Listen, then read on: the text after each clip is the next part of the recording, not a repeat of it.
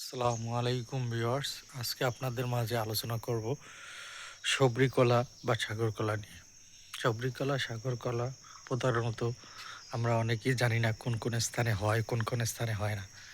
সবরি আর সাগর কলা উঁচু এবং শুকনো, বেশি ভিজা স্থানে, আর্দ্রতার স্থানে হয় না, কখনোই ভালো ফলন পাবেন না। সবথেকে উঁচু জায়গায়, শুকনো আর্দ্রতা কম এরকম জায়গায় হবে।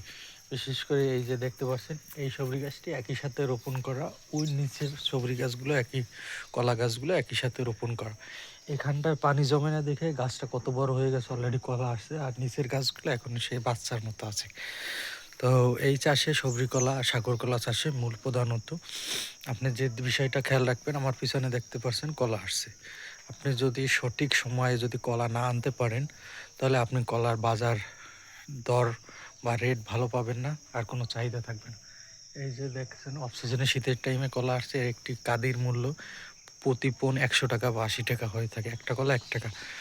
আর যদি এটা আপনি গরমের সিজনে বা ফাল্গুন চৈত্র বৈশাখ জ্যৈষ্ঠের ভিতরে আনতে পারেন, তাহলে একটা কলা 8 থেকে 10 টাকা পাবেন আপনি। তো সিজন বুঝে তারপর সঠিক সময়ে আপনার ফলন আনতে হবে।